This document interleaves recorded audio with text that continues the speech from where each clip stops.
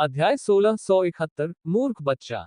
चांदी, सोना, बैंगनी, शुद्ध ब्रह्मांडीय शक्ति के तीन रंग उसके शरीर के चारों ओर नृत्य कर रहे थे, मानो उसकी हड्डियों में समा गए हो। उसकी हड्डियां चटक गईं, उसकी मांसपेशियां फट गईं, फिर तुरंत पुनर्जीवित हो गया।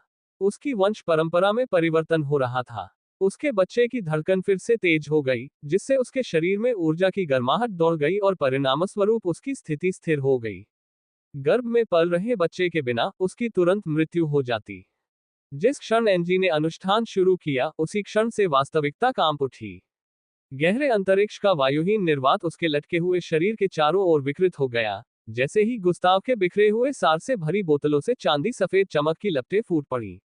प्रकाश चौड़े चापों में घूमता हुआ, एक ब्रह्मांडीय भंवर की तरह अंदर की ओर खींचता हुआ, भारी स्पंदनों के साथ उसके शरीर में समा गया। उसकी नसें पिघले हुए तारों की रेखाओं की तरह चमक उठी, जैसे उनके पैरों के नीचे एक धातु की डिस्क जैसी चबूतरा बन गई हो। ऊर्जा की पहली लहर शांत नहीं थी। ये बात छिपी हुई नहीं थी। ये ब्रह्मांड में एक ब्रह्मांडीय चीख की तरह गूंज उठा। एक ऐसी लहर जो क्षुद्रग्रहों को भी चकनाचूर कर सकती थी और धूमकेतुओं को भी चीर सकती थी, हर दिशा में फैल गई। दूर दूर तक फैले ब्रह्मांडों में तारे टिमटिमा रहे थे। निहारिकाएं सिकुड़ रही थीं। ब्रह्मांडीय तूफान बीच में ही रुक गए। निर्वात किसी ढोल की धज्जियां बजने की तरह कांप रहा था। और देवताओं के लोकों में आंखें झट से खुल गईं। दर्जनों, सैकड़ों प्राचीन प्राणी उस अनुभूति से स्तब्ध रह गए जो उनकी इंद्रियों को झकझोर कर रख दी। कई प्राणियों ने एक साथ अपने सिर उठाए और मानवीय दृष्टि से परे दूर तक देखने लगे। लाल पत्थर से तराशी गई एक शक्तिशाली देवता की मूर्ति जलती हुई अंतरिक्ष धूल के सिंहासन पर विराजमान थी। उसने अपनी आंखें सिकोड़ ली। अलौकिक प्राणी, उसने बुदबुदाते हुए कहा। तूफानी बादलों में लिपटी एक राक्षसी देवी अपने पंजों से बिजली टिपकाते हुए अपने पैरों पर खड़ी हो गई। वो ऊर्जा, असंभव, वो राक्षस मर गया। सभी दिव्य लोकों में प्रत्येक देवता ने इसे महसूस किया। और वे चलने लगे। गुलाम आकाशगंगाओं से चीखें गूंज उठी, क्योंकि दिव्य प्राणी ब्रह्मांड में विचरण करते हुए समय से परे गति से अंतरिक्ष में तेजी से आगे बढ़ रहे थे और उड़ते हुए तारामंडलों में छेद कर रहे थे। लेकिन उनमें से एक की उपस्थिति ने बाकी सभी की तुलना में वातावरण को अधिक झकझोर दिया। 100 से अधिक आकाशगंगाओं दूर स्थित एक खंडित चंद्रमा से एक विशालकाय छाया निकली। नोक्टनिस का वास्तविक रूप। उसका शरीर अंधकार का एक विशालकाय पिंड था, जो अनगिनत हिलते डुलते अंगों वाले एक मानव आकृति जैसा स्पष्ट रूप से दिखाई देता था। अनगिनत आंखें उसके हिलते डुलते शरीर पर एक एक करके खुलती थीं, और सभी उस ऊर्जा के स्रोत की ओर मुड़ी हुई थीं। उसका दिल जोर से धड़कने लगा। उसे आखिरकार ब्रह्मांड में अपने बेटे की उपस्थिति का एहसास फिर से होने लगा, लेकिन बात सिर्फ इतनी ही नहीं थी। कुछ और भी था। वह कुछ ऐसा पहचानता था। तुम कीड़े मकोड़े। उसकी आवाज उसके चारों ओर टूटे हुए तारामंडलों में गूंज उठी, और वह गुर्राया। तुम्हारी हिम्मत कैसे हुई उस अलौकिक प्राणी के अवशेषों से छेड़छाड़ करने की? वह धुंधला होकर गायब हो गया, और जिस आकाशगंगा में वह खड़ा था, उसे ही नष्ट कर दिया। पीछा शुरू हो गया था। योजक चिन्ह, योजक चिन्ह, योजक चिन्ह। इस दौरान हेनरिक पसीने से तरबतर चेहरे के साथ अवरोध के केंद्र में घुटनों के बल बैठा था। उसके चारों ओर 30 से अधिक मिश्रित रक्त वाले और परग्रही जीवित बचे लोग एक घेरे में तैर रहे थे। प्रत्येक ने अपनी हथेली उसकी ओर बढ़ा रखी थी और अपनी ऊर्जा को उसके भीतर प्रवाहित कर रहे थे। यह ऐसा था मानो नंगे हाथों से सागर को रोकने की कोशिश करना। उनके चारों ओर मौजूद टेलीकाइनेटिक अवरोध मोटे, विकृत अंतरिक्ष का एक झिलमिलाता गुंबद था, जो न्यूट्रॉन तारे की धातु से भी सघन और अब तक ज्ञात किसी भी भौतिक पदार्थ से अधिक कठोर था। प्लेटफॉर्म के केंद्र में मंडराती हुई एंगी को अपने दिमाग के अलावा कुछ भी सुनाई नहीं दे रहा था। उनकी सार्वभौमिक ज्ञानोदय की वंश परंपरा अपनी चरम सीमा तक पहुंच चुकी थी। उसके गर्भ में पल रहे शिशु ने उसके भीतर एक हल्की सी गर्माहट उत्सर्जित की, जिससे उसका शरीर स्थिर हो गया और वह ऐसी ऊर्जा ग्रहण करने में सक्षम हो गई जो किसी भी अन्य जीवित प्राणी को जलाकर राख कर देती। उसने अपने दांत भींच लिए, उसकी सांसें उथली और तेज चल रही थी। उसे गुस्ताव का सार घूमता हुआ, उसमें विलीन होता हुआ महसूस हुआ। उसने उसे महसूस किया, लेकिन वह रुकी नहीं। वह ऐसा नहीं कर सकी। अचानक उनके पीछे के तारे बाहर की ओर फट पड़े और एक दर्जन बहुरंगी लकीरें अंतरिक्ष के दूषित क्षेत्र में तेजी से फैल गईं। फिर दर्जनों और फिर सैकड़ों। उस घेरे के अंदर मौजूद हर मिश्रित नस्ल के व्यक्ति का दिल जम सा गया। फाल्को ने फुसफुसाते हुए कहा, वे यहाँ हैं। कमजोर और घायल होने के बावजूद वह सहज रूप से अवरोध के कमजोर बिंदु और एनजी के बीच इस तरह से आगे बढ़ा जैसे परछाइयां सुरक्षात्मक सर्पों की तरह उसकी बाहों के चारों ओर लिपटी हुई हो। ई ने अपनी स्थानिक रक्तरेखा को प्रवाहित किया। एल्ड्रेस ने अपने अंगों के चारों ओर घूमते हुए रंगों को इकट्ठा किया। सेर्सी और रिया ने भयभीत निगाहों से एक दूसरे को देखा। जानात्स ने मन ही मन अपशब्द कहे। तब बूम, विनाश के अग्रदूत की तरह नोक्टिनस सबसे पहले प्रकट हुआ। छायाओं से घिरी उसकी विशाल आकृति बैरियर से कुछ किलोमीटर पहले ही रुक गई और उसके चारों ओर अंधेरा ज्वार की लहर की तरह फैल गया। गुंबद के अंदर मौजूद आकृतियों पर टिकते ही उसकी असंख्य आंखें चमक उठी। उसकी नजर सबसे पहले एनजी पर पड़ी, फिर एंड्रिक, फिर फाल्को। एक गहरी गूंजती हुई आवाज बिजली के झटके की तरह बैरियर के पार गूंज उठी। तुम इतने समय तक मेरी नजरों से कैसे बचते रहे? फाल्को की आंखें सिकुड़ गईं लेकिन उसने कुछ नहीं कहा। नोक्टिनस धीरे धीरे करीब आया और अवरोध का निरीक्षण करते हुए उसकी मोटाई, घनत्व और बनावट को अपनी निगाहों से परखने लगा। उसके होठों पर हल्की सी मुस्कान उभर आई। तो तुमने मुझसे छिपने के लिए ये बनाया है, उसने धीमी आवाज में कहा। एक टेलीकाइनेटिक पिंजरा। उस लड़के को केंद्र बनाकर उसकी आंखों में और भी निर्मलता आ गई। क्या आपको लगता है कि यह आपकी रक्षा कर सकता है? एंड्रिक ने जरा भी हरकत नहीं की। उसकी पूरी चेतना अवरोध को बरकरार रखने पर केंद्रित थी। एनजी ने पलकें भी नहीं झपकाई। उसका शरीर अब इतनी तेजी से चमक रहा था कि वह अंदर से जलते हुए तारे जैसी लग रही थी। फाल्को आगे बढ़ा और थूकते हुए बोला, हमें हमेशा के लिए भागने की जरूरत नहीं है। नोक्टिनस की मुस्कान और चौड़ी हो गई। नासमझ बच्चा। फिर उसने हाथ उठाया। इतनी सघन ऊर्जा से भरा एक नीला काला गोला जो चंद्रमा को भी नष्ट कर सकता है, एकत्रित हुआ और उसने उसे फेंक दिया। KRRRRRAAAAMMMM। विस्फोट का असर बैरियर पर किसी ग्रह के टकराने जैसा था। उस झटके से अंदर मौजूद हर कोई हिल गया, जिससे कई मिश्रित नस्ल के लोग अपना संतुलन खो बैठे। प्रतिध्वनि ने अंतरिक्ष की विकृतियों को टूटे हुए दर्पणों की तरह बाहर की ओर बिखेर दिया। धूल और अंतरिक्षीय मलबे ने पूरे क्षेत्र को ढक लिया था। और तब धुआं छट गया। वह अवरोध अभी भी खड़ा था, बिल्कुल सही सलामत। इसके बाद कुछ देर सन्नाटा छा गया। तब नोक्टिनस के पीछे एक गहरी गड़गड़ाहट भरी हंसी गूंजी। कांस्य की दैत्य जैसी आकृति वाले एक विशाल देवता ने अपनी भुजाएं मोड़ी और मुस्कुराए। क्या हम अपनी पकड़ खो रहे हैं? नोक्टिनस। सर्पिलाकार आकाशगंगाओं से बनी एक स्त्री देवी उसके बगल में मंडरा रही थी और प्रसन्न हो रही थी। क्या उसे उम्मीद थी कि यह तरीका काम करेगा? कितनी शर्मनाक बात है। दिव्य भीड़ में फुसफुसाहट फैल गई। कुछ लोग खिलखिलाए, कुछ ने उपहास किया, जबकि अन्य मनोरंजन करते हुए दिखाई दिए, मानो वे कोई हास्य प्रदर्शन देख रहे हो। नोक्टिनस की आंखें खतरनाक ढंग से फड़क रही थीं। उसने अपना हाथ दोबारा उठाया, लेकिन इससे पहले कि वह दूसरा प्रहार कर पाता, कांस्य की मूर्ति आगे बढ़ गई। मुझे अनुमति दें। उसने 12 पहाड़ों के बराबर ताकत से एक मुक्का मारा और सीधे बैरियर पर दे मारा। बहूम। विस्फोट के परिणाम स्वरूप विकृत तरंगे कई किलोमीटर तक फैले दूषित अंतरिक्ष में बिखर गईं। और अधिक धूल और सन्नाटा। फिर धूल छट गई। वह अवरोध अभी भी खड़ा था। कांस्य प्रतिमा ने पलकें झपकाईं। उद्धरण चिन्ह ... क्या? एंड्रिक दांत भींचे और माथे पर उभरी हुई नसों के साथ केंद्र में अविचलित खड़ा रहा। उसके शरीर की हर कोशिका जल रही थी क्योंकि वह अकल्पनीय शक्ति का संचार कर रहा था। आकाशगंगा की महिला की घूमती हुई भुजाओं में से एक ने मजे से अपनी भुजाओं को मोड़ लिया। ये छोटे छोटे कीड़े वाकई कमाल के हैं, उसने धीरे से कहा। लेकिन ये कब तक चल सकते हैं? और यही निर्णायक मोड़ था। वहां मौजूद सभी देवता एक साथ हमला करने लगे। एक एक करके नहीं, एक साथ। धमाका, धमाका, धमाका, धमाका, धमाका। ब्रह्मांड कांप उठा। काले सफेद रंग से दूषित वह क्षेत्र हिंसक रूप से विकृत हो गया, सैकड़ों दैवीय प्रहारों के नीचे कांप रहा था। उस घेरे के अंदर हर कोई बिखर रहा था। मिश्रित रक्त वाले लोग अपनी ऊर्जा भंडार समाप्त होने पर चीखने लगे। बचे हुए विदेशी पसीने से तरबतर और बुरी तरह कांपते हुए ढेर हो गए, लेकिन उन्होंने एंड्रिक को खाना खिलाना बंद नहीं किया। टेलीकाइनेटिक गुंबद में दरारें ऐसे फैलने लगी जैसे मोटे कांच में दरारें पड़ जाती हैं। एंड्रिक का चेहरा एकदम सफेद पड़ गया। जब भी वह एक दरार ठीक करता, उसकी जगह 2 और दरारें दिखाई देने लगती। उसने ऊपर की ओर मकड़ी के जाले से ढके 4 और फिर 10 हिस्सों की मरम्मत की। उसने जोर लगाया, दहाड़ा, अपनी पूरी ताकत झोंक दी। लेकिन दरारें इतनी तेजी से फैल रही थीं कि वह उन्हें रोक नहीं पा रहा था। थकान से कांपती हुई आवाज में ये चिल्लाया, एंगी, तुम्हें और तेज चलना होगा। इस रफ्तार से तो हम गए काम से। पसीने की बूंदें उसके दमकते चेहरे से बह रही थीं, और एंगी ने अपनी हथेलियों को भींच लिया।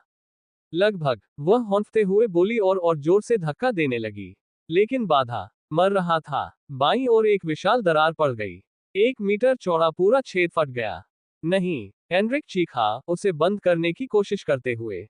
लेकिन एक देवता पहले ही हमला कर चुका था। एक गड़े हुए सूर्य के समान एक हाथ उस खाई की ओर बढ़ा हुआ था। फाल्को बाकी सब लोगों से पहले हरकत में आया।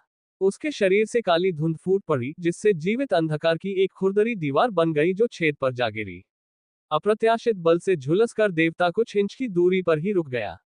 फाल्को लड़खड़ाकर पीछे हट गया, उसके मुंह से खून निकल रहा था और उसके चारों ओर परछाइयां बेतरतीब ढंग से झिलमिला रही थीं। लेकिन प्रवेश द्वार बरकरार रहा। मुश्किल से अब हर कोई कांप रहा था। ऊर्जा भंडार अनिश्चित काल तक अस्थिर रहे। बाधा धुंधली पड़ गई, और तब नोक्टिनस अंततः फिर से चलने लगा। जबकि अन्य लोग लहरों में हमला कर रहे थे, वह बस देख रहा था, गुंबद का अध्ययन कर रहा था, दबाव बिंदुओं की गणना कर रहा था, इसके प्रवाह को समझ रहा था, एनरिक की आंतरिक लय को माप रहा था। अब उसने सिर्फ एक उंगली उठाई।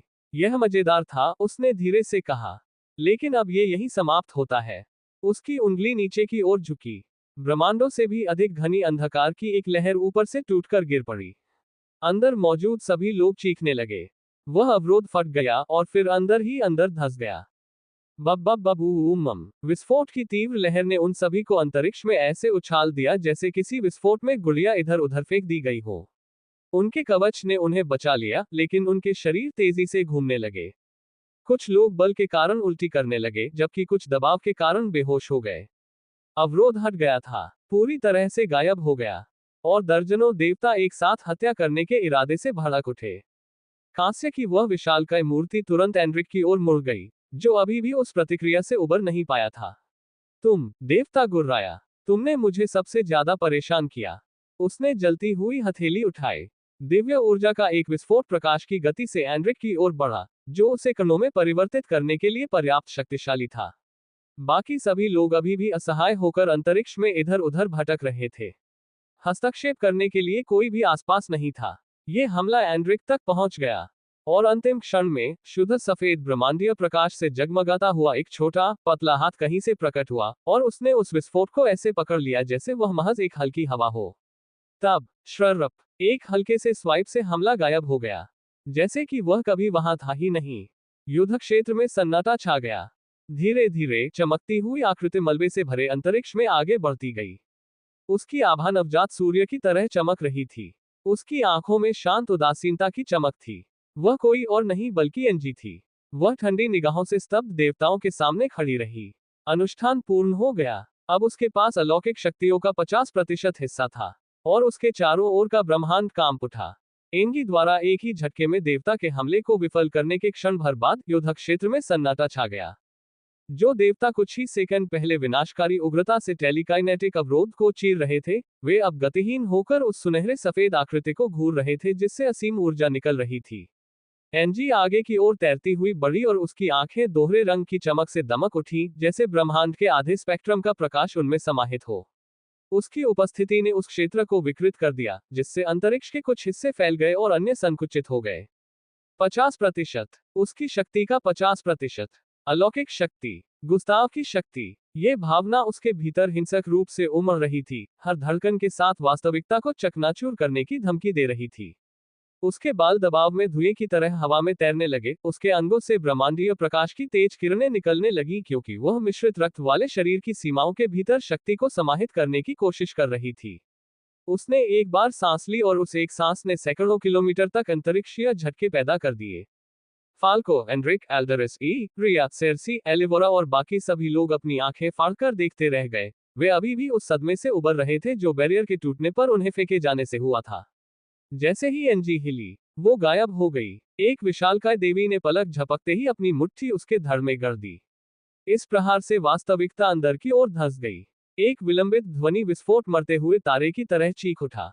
देवता पीछे की ओर नहीं उड़े, वह वाष्पीकृत हो गया। उनका शरीर, आत्मा और दिव्य सार एक तूफान में धूल की तरह उड़कर अस्तित्व से गायब हो गए। दूसरे देवता ने भय से पलकें झपकाईं और एक नक्षत्र स्तर की ढाल का आह्वान किया। उसकी निगाहों के मात्र से ही वह टूट गया। इससे पहले कि वह पीछे हट पाता, एनजी उसके बगल में प्रकट हुई और अपनी उंगलियों से एक ही झटके में उसे तिरछी रेखा में 2 हिस्सों में काट दिया। खून नहीं बहा, उसका शरीर बस बिखर गया। 3 सेकंड से भी कम समय में 2 देवताओं की मृत्यु हो गई। अराजकता फैल गई। वह अलौकिक शक्तियों का आधा हिस्सा धारण कर रही है। ऐसा हो ही नहीं सकता। उसका नश्वर शरीर इसे सहन नहीं कर पाएगा।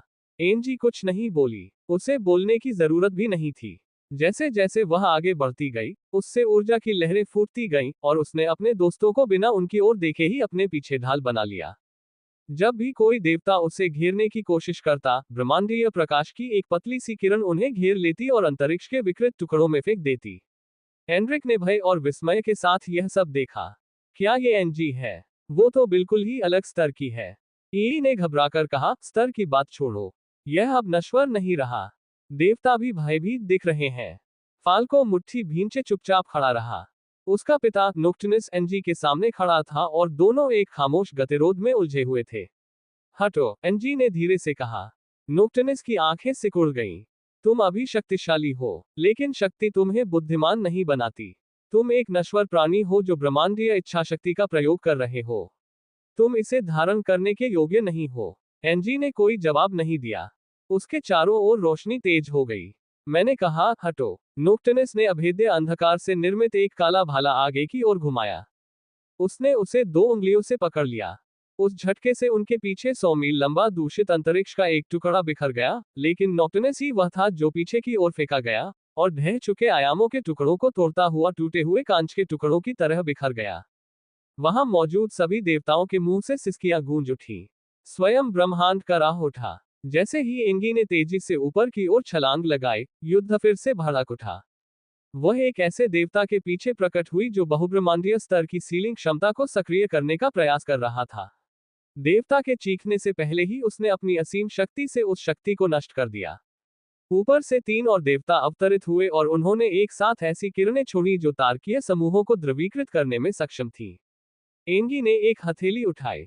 बूम! अलौकिक सार से बनी एक बाधा से टकराकर किरणें हानिरहित रूप से वापस उछल गईं, फिर अपने प्रवर्तकों की ओर वापस मुड़ गईं, जिससे 2 लोग वाष्पीकृत हो गए और तीसरा बुरी तरह घायल हो गया। अंतिम देवता किसी तरह बोल पाए। तुम क्या हो? एंगी ने केवल फुसफुसाते हुए कहा, उसकी वापसी का आधार।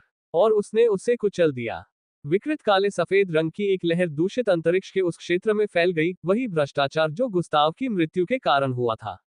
उस असामान्य क्षेत्र की सीमा ऐसे कांप रही थी मानो उसकी दीवारों के भीतर कोई ज्वारीय लहर उठ रही हो।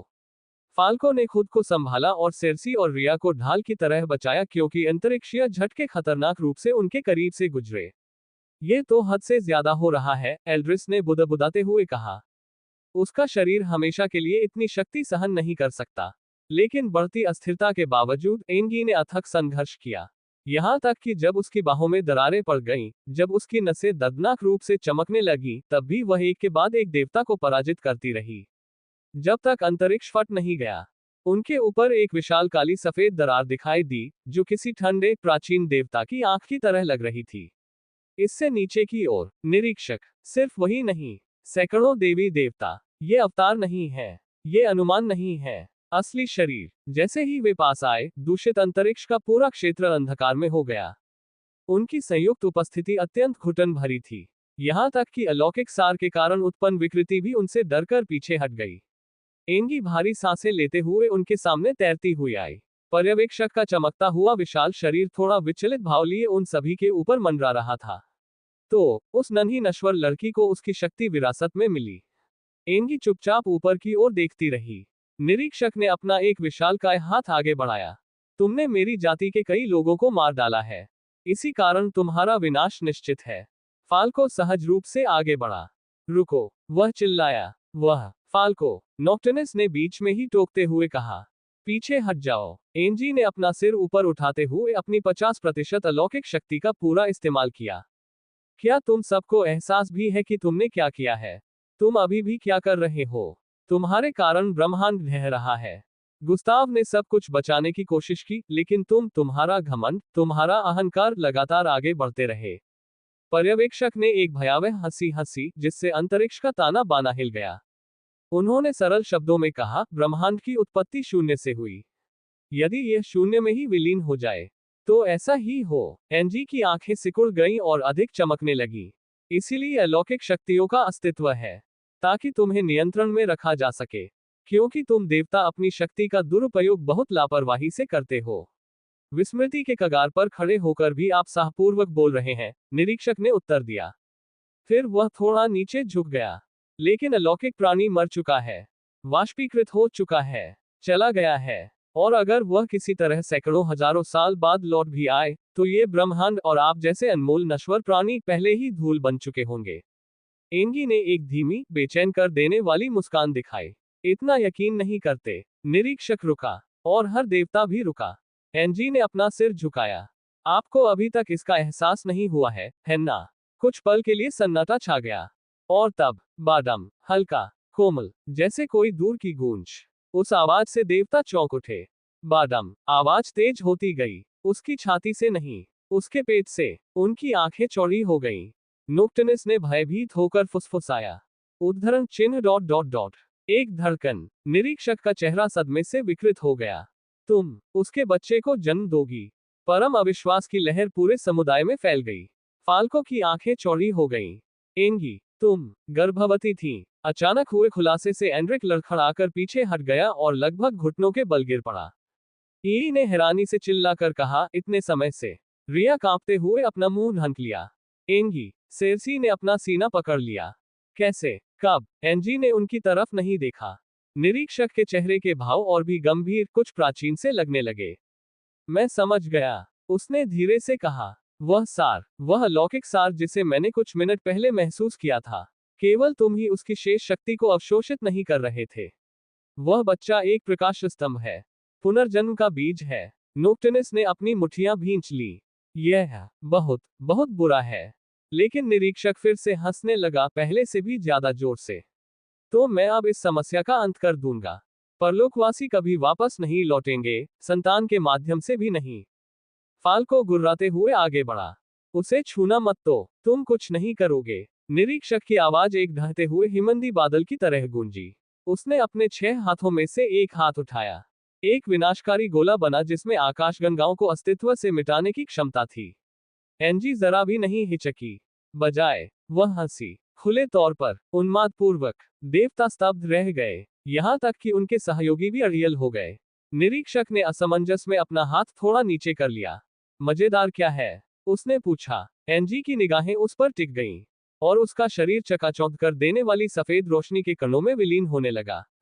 तुम्हें बहुत देर हो गई। निरीक्षक की पुतलियां फैल गईं। क्या? एंजी का शरीर झिलमिला उठा क्योंकि उसकी रूपरेखा चमकदार धूल के कणों में बिखर गई और दूषित अंतरिक्ष में तैरने लगी। उसकी आवाज गूंज उठी, उसमें गुस्ताव की ऊर्जा समाई हुई थी, उसमें कुछ पुराना और कुछ नया भी था।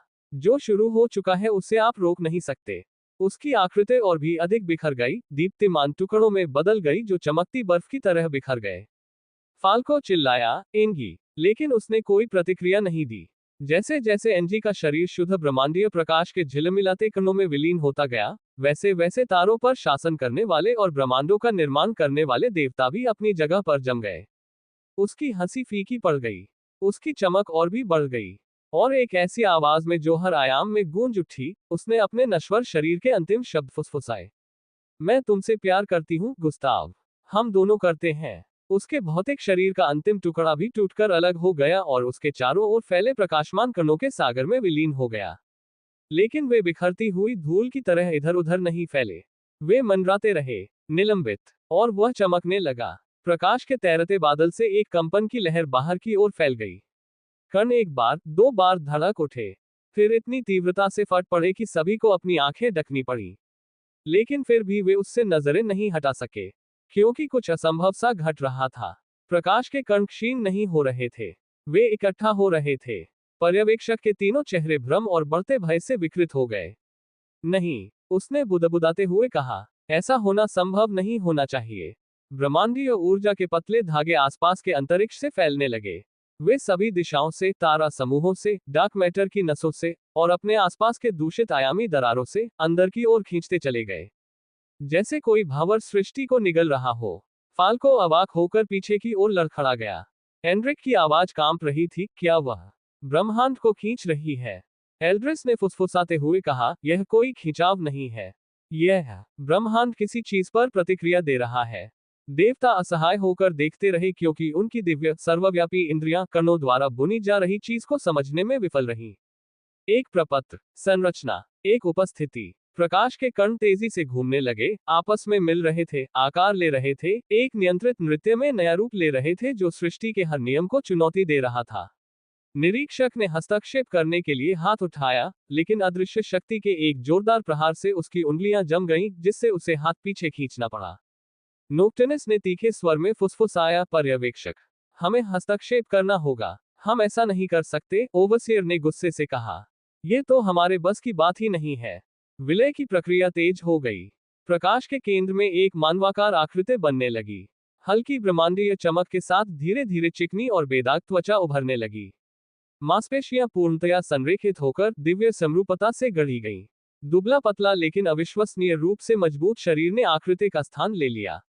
शक्ति और सुंदरता एक ही व्यक्तित्व में समाहित हो गईं। लंबे हल्के सुनहरे बाल उगाए। वे हल्के से झिलमिला रहे थे, मानो सुपरनोवा के अवशेषों से बुने गए हो। इसके बाद चेहरे की संरचना दिखाई दी, और इसी बात ने देवताओं के हृदयों में ब्रह्मांडीय भय उत्पन्न कर दिया। केवल सुंदर ही नहीं, केवल दिव्य ही नहीं, एक ऐसा चेहरा जो अस्तित्व की सबसे शुद्ध रूपरेखा से तराशा गया है। एक ऐसी सुंदरता जो किसी भी देवता, किसी भी नश्वर प्राणी, किसी भी प्राणी से कहीं अधिक है जो कभी अस्तित्व में रहा हो या भविष्य में कभी अस्तित्व में आएगा। एक ऐसा चेहरा जिसे स्वयं ब्रह्मांड ने परिपूर्ण रचना के रूप में स्वीकार किया है। होंठ बन गए, कोमल, सम्मित, अभी भी बंद है। आंखें बंद ही रहीं, लेकिन देवता कांप उठे। अविश्वास और आशा के भाव से फाल्को का मुंह खुला रह गया। नहीं, बिल्कुल नहीं। ई ने एल्ड्रिस का कंधा पकड़ लिया। क्या वो, मुझे बताओ कि मुझे मतिभ्रम तो नहीं हो रहा है? एल्ड्रिस की आवाज कांप रही थी।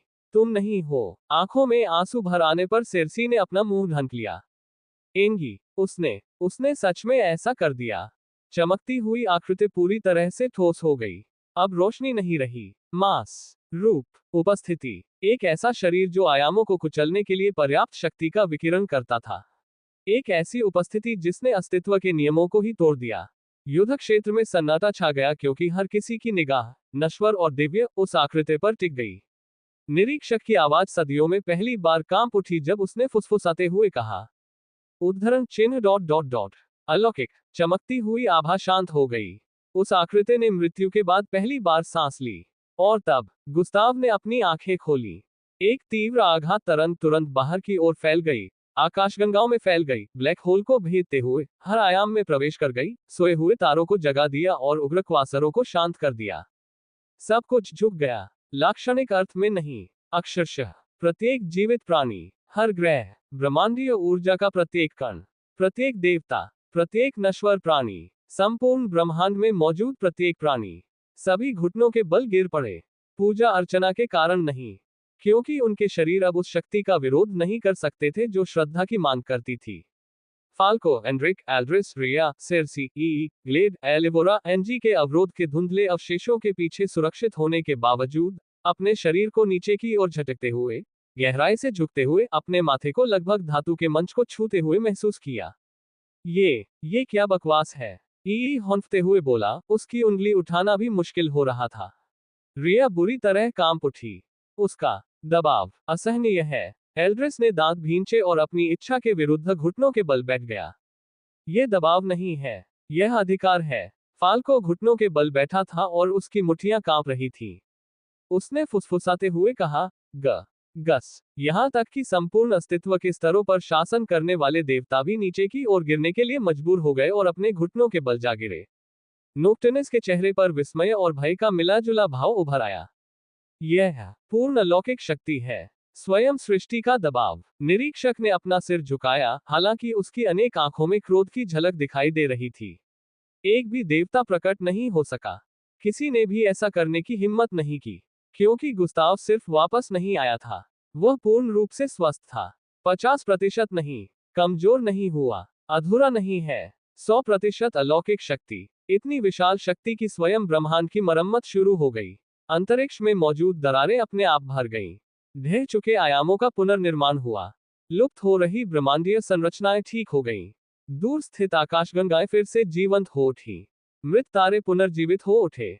उनकी मूल मृत्यु के आघात से उत्पन्न दूषित क्षेत्र उनकी उपस्थिति में स्थिर होने लगा और स्वयं को शुद्ध करने लगा। गुस्ताव के वहां खड़े रहने के हर पल के साथ ब्रह्मांड ने एक नई सांस ली। फाल्को राहत के मारे चुपचाप सिसकियां लेने लगा। वह वापस आ गया है। वह सचमुच वापस आ गया है। ब्रह्मांडीय हवा का एक झोंका उस क्षेत्र में बह निकला जिससे गुस्ताव के लंबे सुनहरे बाल सुनहरी आग की तरह लहराने लगे। अब खुली हुई उसकी आंखें नवजात तारे के केंद्र की तरह चमक रही थीं, जिनमें असीम ज्ञान और असीम शक्ति झलक रही थी। फिर भी उनमें एक कोमलता थी, एक गर्माहट थी। वह आगे बढ़ा। प्रकाश आज्ञाकारिता में उसके चारों ओर मुड़ गया। जब उसके नंगे पैर ब्रह्मांडीय शून्य को पार कर रहे थे तो कोई आवाज नहीं हुई। फिर भी ब्रह्मांड ने उस गति को एक धीमी कंपन के साथ प्रतिध्वनित किया जो एक शाश्वत गीत की तरह महसूस हुई। उन्होंने सबसे पहले देवताओं की ओर देखा। वे और भी ज्यादा कांपने लगे। निरीक्षक ने अपना सिर उठाने की कोशिश की, लेकिन वह भी स्पष्ट रूप से कांप रहा था। गुस्ताव की निगाहें एक एक करके सभी देवताओं पर टिकी रहीं। वह कुछ सेकंड तक चुप रहा, लेकिन हर पल किसी फैसले जैसा लग रहा था। हवा घनी हो गई। अस्तित्व कांप उठा, मानो स्वयं वास्तविकता ही उसके फैसले की प्रतीक्षा कर रही हो। अंत में उन्होंने शांत और मधुर स्वर में बात की। फिर भी यह हर आकाशगंगा में गूंज उठा, हर जीवित प्राणी के मन में प्रतिध्वनित होता रहा, मानो प्रत्येक अक्षर सीधे उनसे ही बोला गया हो। मेरी अनुपस्थिति में तुमने जो कुछ भी किया, मैं उससे अवगत हूं। देवता स्तब्ध रह गए। उसने जारी रखा, उद्धरण चिन्ह ... और इसके गंभीर परिणाम होंगे। उनके शब्दों ने बिजली की तरह ब्रह्मांड को चीर दिया। फिर भी कोई विनाश नहीं हुआ, केवल निश्चितता। फैसला आ चुका था। शून्य के शांत सागर में बहुत दूर, युद्ध स्थल पर अनुपस्थित देवता, जो अपने अपने दैवीय प्रभुत्व के क्षेत्रों पर तैर रहे थे, स्वयं को घुटने टेकने की स्थिति में खींचा हुआ महसूस करने लगे। उनके सिंहासन चकनाचूर हो गए। उनका स्वाभिमान चकनाचूर हो गया।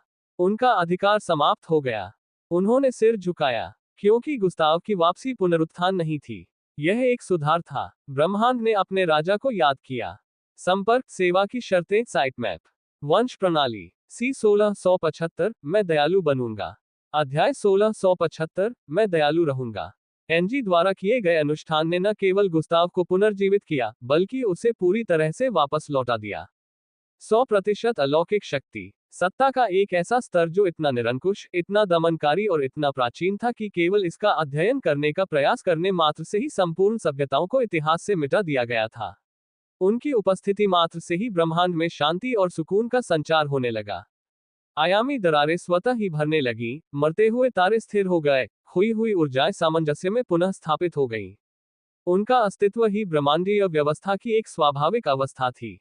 और शांत, बिना पलक झपकाए, गुस्ताव कांपते हुए देवताओं की ओर मुड़ा। उनकी आवाज हवा में नहीं, बल्कि सीधे अस्तित्व में गूंज उठी। मुझे पता है कि मेरी अनुपस्थिति में आपने क्या क्या किया, और इसके परिणाम भी होंगे। अंतरिक्ष के किसी भी निर्वात से भी अधिक घना सन्नाटा छाया हुआ था। एक ऐसी खामोशी जो इतनी गहरी थी कि ऐसा लग रहा था मानो ब्रह्मांड सांस लेना ही भूल गया हो। अचानक, पर्याप्त, निरीक्षक की गर्जना ने दमनकारी श्रद्धा को हथौड़े से चूर चूर कर दिया, मानो कोई हथौड़ा नाजुक कांच को तोड़ रहा हो। उनकी दिव्य आभा उनके चारों ओर फैल गई, जिससे चकाचौंध कर देने वाली धूसर ऊर्जा का एक गोलाकार आवरण बन गया। आवरण बाहर की ओर फैल गया और घुटनों के बल बैठे देवताओं को एक लहर की तरह घेर लिया। जैसे ही वह उनके पास से गुजरा, गुस्ताव की उपस्थिति का घुटन भरा भार थोड़ा कम हो गया। यह थोड़ा ही कम हुआ, लेकिन इतना काफी था कि वे सांस लेने के लिए हौंट सके और मजबूरी में झुके रहने की स्थिति से बाहर आ सके। वे लड़खड़ाते हुए सीधे खड़े हुए। उनकी अमर आंखों में शर्म की आग जल रही थी और वे हाँफ रहे थे। निरीक्षक ने क्रोध से उनकी ओर देखा। अरे मूर्खों, इतनी आसानी से घुटने मत टेको। तुम जानते हो कि वह क्या है। तुम जानते हो कि उसे किस लिए बनाया गया था। उसकी आवाज क्रोध और भय दोनों से कांप रही थी। देवता अभी भी कांपते हुए एक दूसरे की ओर देखने लगे। निरीक्षक ने आगे कहा, उसे हमारा स्थान लेने के लिए बनाया गया था, हम पर शासन करने के लिए, हमें नियंत्रण में रखने के लिए। उनका अस्तित्व ही हमारे अस्तित्व से कहीं अधिक महत्वपूर्ण है। उसने गुस्ताव की ओर उंगली से इशारा किया, जो चुपचाप खड़ा देखता रहा। और अब जब वह पूरी तरह से लौट आया है, तो वह उन क्षमताओं का उपयोग करता है जो सीलबंद बंद थी। उनके चेहरे पीले पड़ गए, क्योंकि वे जानते थे कि वह सही कह रहा था। अपनी 10% शक्ति पर भी गुस्ताव ने एक बार एक देवता को केवल एक सहज इशारे से ही नष्ट कर दिया था। अब वह पूरी तरह से फिट था। यह अंतर खगोलीय अनुमानों से भी कहीं अधिक था। ये बिल्कुल स्पष्ट था। श्रद्धापूर्ण निष्क्रियता से मुक्त होकर देवताओं का भय धीरे धीरे प्रतिरोध में बदल गया, जो अभिमान, क्रोध और निरीक्षक के शब्दों से प्रेरित था। जब गुस्ताव ने परिणामों के बारे में बात की थी तो उनके शरीर कांप उठे थे, लेकिन अब उनकी आंखें सिकुड़ गईं, उनकी मुट्ठियां भींच गईं, उनकी आभाएं अवज्ञापूर्ण ढंग से भड़क उठी। पर्यवेक्षक ने उनके नए दृढ़ संकल्प को भांपते हुए आगे बढ़ना जारी रखा। क्या तुम उसकी सजाएं भूल गए हो? क्या मुझे तुम्हें याद दिलाना चाहिए? उसने ज्वाला के देवता की ओर इशारा किया। तुम जो कभी 10,000 तारामंडलों में अद्वितीय एक दिव्य अग्नि थे, उसने तुम्हें साधारण आग में बदल दिया, जो एक बंजर ग्रह पर हवा से बुझने की प्रतीक्षा कर रही अलाव की तरह बिखरी हुई है। इसके बाद उन्होंने महासागरों के देवता की ओर इशारा किया, और उसने तुम्हारी दिव्यता को इस हद तक छीन लिया कि तुम एक भूले हुए बंजर इलाके में ठहरे हुए पानी के सिवा कुछ नहीं रह गए। उन्होंने एक एक करके उन्हें याद दिलाया, उनके अपमानों के बारे में, उनकी पदावनति के बारे में, कि कैसे गुस्ताव ने एक बार उनकी चेतना को मिटा दिया था, उन्हें विलीन कर दिया था और दंड के रूप में उनके सार को पूरे ब्रह्मांड में पुनर्वितरित कर दिया था। ये यादें महज दर्दनाक नहीं थी, बल्कि ब्रह्मांडीय स्तर पर अपमानजनक थी। पर्यवेक्षक के शब्दों ने पुरानी नफरत को फिर से भड़का दिया। एक के बाद एक देवता ने अपने दांत भींच लिए, उनकी आंखें दहाड़ रही थी। नोक्टनिस गुर्राया और उसके चारों ओर परछाइयां लहराने लगी। आपको मुझे याद दिलाने की जरूरत नहीं है, निरीक्षक। उन्हीं की वजह से मैं 1,00,000 वर्षों तक अंधकार में आयाम में कैद रहा, संपर्क से वंचित, शक्ति से वंचित, दृष्टि से वंचित। एक धीमी सी फुसफुसाहट फैल गई। भय, आक्रोश, अवज्ञा। वे उस स्थिति में वापस नहीं जाना चाहते थे। वे ऐसा नहीं करेंगे, फिर नहीं, हमेशा नहीं। गुस्ताव का धैर्य अपार था, लेकिन असीमित नहीं था। उनकी आंखें, जो ब्रह्मांडीय नियमों की गहन गहराई से चमक रही थी, उन पर एक नजर डाली। उन्होंने शांत भाव से कहा, मेरी चेतावनी सीधी सादी है। जो लोग स्वेच्छा से अपने कर्मों के परिणाम भुगतने के लिए आगे आएंगे, उन्हें कठोर दंड से बख्श दिया जाएगा। कुछ देवता सहम गए। मैं दयालु बनूंगा। उनकी आवाज में थोड़ी नरमी आई, लेकिन बहुत मामूली सी। लेकिन जो लोग विरोध करते हैं, उसकी आंखें कठोर हो गईं। उद्धरण चिन्ह डॉट डॉट डॉट। उन्हें अपने अतीत के कर्मों का पूरा परिणाम भुगतना पड़ेगा। समूह में बेचैनी भरी सोच की लहर दौड़ गई। क्या वह सचमुच दयालु हो सकता है? क्या वह बदल गया था? क्या एनजी के बलिदान ने उसे नर्म कर दिया था? ये वो सवाल थे जो उनके अमर मन में कौतूहल मचा रहे थे। कुछ लोगों में उम्मीद झलक रही थी, कुछ लोगों को संदेह हुआ। सभी डरे हुए लग रहे थे। परंतु फिर, धोखे में मत पड़ो। निरीक्षक ने एक बार फिर दहाड़ मारी, जिससे उनकी झिझक दब गई। वह दया की बातें तो करता है, लेकिन उसने कभी दया दिखाई नहीं। इससे निकलने का एकमात्र रास्ता लड़ना है। लड़ो, और उसे फिर से नष्ट कर दो। देवताओं की आंखें चौड़ी हो गईं। उसे नष्ट कर दें। दोबारा। गुस्ताव ने धीरे से सांस छोड़ी। मेरा विनाश अस्थायी है, उसने ठंडे स्वर में कहा। तुम भूल गए हो कि मैं कौन हूं। चाहे कुछ भी हो जाए, मैं हमेशा वापस आऊंगा। निरीक्षक गुर्राया। फिर हम आपकी वापसी को यथासंभव लंबे समय तक टाल देंगे। अगर हम भाग्यशाली रहे तो हजारों साल तक।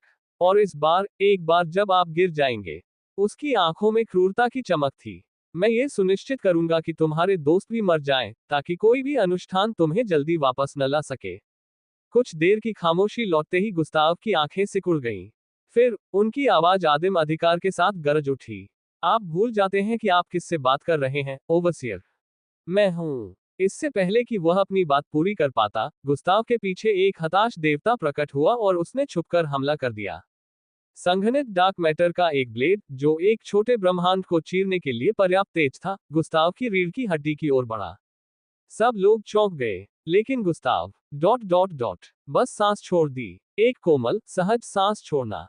आकाशगंगाओं को नष्ट करने में सक्षम वह हमला पल भर में ही विफल हो गया, मानो हवा के झोंके से मिलते ही धुआं गायब हो गया हो। देवता जम गया। गुस्ताव ने बस अपनी मुट्ठी भींच ली। देवता का शरीर कांप उठा, अंदर की ओर सिकुड़ गया, हिंसक रूप से संकुचित हो गया। परमाणुओं को आपस में कुचल दिया गया। दैवीय सार का विस्फोट हुआ। चेतना क्षीण हो उठी। जब तक कि वह पूरी तरह से विघटित नहीं हो गया, लापरवाही भरी उदासीनता के साथ अस्तित्व से मिट नहीं गया। मौन, सदमा, आतंक, यहां तक कि निरीक्षक भी सहम गया। फिर उसने नष्ट हुए देवता के बिखरते हुए कणों की ओर इशारा करते हुए चिल्लाकर कहा, देखा, अगर हमने उसे अभी नष्ट नहीं किया तो हम सबका यही हश्र होगा। हताशा से उसकी आवाज कांप रही थी। देवताओं की आंखों में भय और क्रोध का एक भयानक मिश्रण जल रहा था। और मंच तैयार हो चुका था, क्योंकि चाहे वे चाहें या न चाहें, एक युद्ध शुरू होने वाला था। अलौकिक शक्तियों के विरुद्ध युद्ध। निरीक्षक के शब्द देवताओं पर बिजली की तरह गिरे। हताशा और सदियों से दबे भय से भरी उनकी आवाज उनके दिमाग में इस कदर उतर गई कि वे केवल जीवित रहने के बारे में ही सोच रहे थे। एक एक करके उनके दिव्य रूप कांपने लगे। अब गुस्ताव के प्रति श्रद्धा से नहीं, बल्कि पुनर्जन्मित क्रोध से। डर अब गुस्से में बदल गया था। क्रोध साहस में बदल गया। साहस निर्मम अवज्ञा में परिवर्तित हो गया। और फिर उन्होंने हमला कर दिया। इसकी शुरुआत तूफानों के देवता की एक गर्जना से हुई, एक ऐसा प्राणी जिसका वास्तविक रूप आकाशगंगा की एक पूरी सर्पिल भुजा में फैला हुआ था। लेकिन उस गर्जना ने बाकी सब कुछ प्रज्वलित कर दिया। तारे मंद पड़ गए, निहारिकाएं मुड़ गईं, आकाशीय सेनाएं आगे बढ़ी, क्योंकि सभी देवता एक साथ युद्ध में शामिल हो गए थे। पूरा ब्रह्मांड ही युद्ध क्षेत्र बन गया। दिव्य शक्ति का पहला प्रचंड प्रवाह सूर्यों से बने सागर की तरह गुस्ताव की ओर टूट पड़ा। हमलों की एक ऐसी लहर जो इतनी भीषण थी कि उसे देखकर ही नश्वर इंद्रियां चकनाचूर हो जाती। 1 दर्जन से अधिक दिव्य ऊर्जाएं एक साथ एकत्रित हुई। अगाध आकाश से काली बिजली, क्रिस्टलीकृत समय से गढ़ी गई तलवारें, संघनित ग्रहीय कोर के भाले, इतनी तीव्र ज्वालाओं का सागर जो ऊष्मा की अवधारणा को ही जलाकर राख कर दे। स्थानिक विकृति के पंजे, आकाशगंगाओं से भी पुरानी, भूली हुई भाषाओं से उत्पन्न अभिशाप, यकायक, हर दिशा से सब कुछ, सभी उसे मिटाने की कोशिश कर रहे हैं। हमले हुए और पल भर के लिए, बस एक पल के लिए, विस्फोट के पीछे ब्रह्मांड गायब हो गया। प्रकाश ने सब कुछ निगल लिया। अंतरिक्ष समय टूट गया। गुरुत्वाकर्षण बल थम गया। वास्तविकता चीख उठी। फिर रोशनी छंट गई। और गुस्ताव अभी भी खड़ा था। उसके कपड़ों में जरा भी हलचल नहीं हुई थी। लेकिन जिन देवताओं का आकार नक्षत्रों के बराबर था, वे सत्य को जानकर कांप रहे थे। वह उनके हमलों का विरोध नहीं कर रहा था। वह इतना शक्तिशाली था कि उनके लिए उसका कोई महत्व ही नहीं था। अगले हमलों का सिलसिला शुरू होने से पहले ही गुस्ताव आगे बढ़ गया। वह कहीं गायब नहीं हुआ। वह अंतरिक्ष की सीमाओं को नजरअंदाज करते हुए जहां चाहे वहां विद्यमान था। वह प्रलय के देवता के बगल में प्रकट हुआ, जो ब्रह्मांडीय तूफानों का एक प्राणी था जिसका रूप सैकड़ों प्रकाश वर्षों तक फैला हुआ था, और उसने अपना हाथ उसके घूमते हुए केंद्र पर रखा। फिर उसने लापरवाही से धक्का दिया। बस एक हल्का सा उदासीन धक्का। देवता का विशालकाय शरीर अंदर की ओर सिकुड़ गया, गीले कागज की तरह मुड़ गया, अपने आप में सर्पिलाकार रूप में समाहित हो गया जब तक कि वह एक पिन के सिरे के आकार के गोले में संकुचित नहीं हो गया। और फिर गुस्ताव ने उसे झटका दिया, जिससे वह आकाशगंगाओं की एक श्रृंखला से टकराता हुआ प्रत्येक आकाशगंगा को नाजुक आभूषणों की तरह टुकड़े टुकड़े कर दिया। देवता जीवित नहीं रह सके, और गुस्ताव ने शेष सार को उतनी ही सहजता से आत्मसात कर लिया जैसे कोई सांस लेता है। वहां मौजूद देवता पीछे हट गए, लेकिन सदमे के लिए समय नहीं था। इस बार दर्जनों और लोगों ने अधिक समन्वित और रणनीतिक तरीके से हमला किया। गुरुत्वाकर्षण के देवता ने गुस्ताव को कुचलने के लिए अंतरिक्ष समय को एक अंतर्विमन शून्य में बदल दिया। जीवन और क्षय के देवताओं ने अपनी शक्तियों को आपस में मिलाकर उसे सभी विकासवादी समय रेखाओं से मिटा दिया। आयामों के देवता ने अपने चारों ओर एक लघु ब्रह्मांड को समेट लिया। ध्वनि के देवता ने एक ऐसी चीख निकाली जिसने ब्रह्मांड भर के ग्रहों को चीर डाला। ये खूबसूरत था, भयानक, शानदार, और पूरी तरह से अर्थहीन। गुस्ताव ने अपना हाथ उठाया और उंगलियां चटकाईं। वास्तविकता ने ध्वनि के विरुद्ध विद्रोह किया। आघात तरंग उलट गई, ध्वनि के देवता में समाहित हो गई और भीतर से ही उसके स्वरूप को चकनाचूर कर दिया।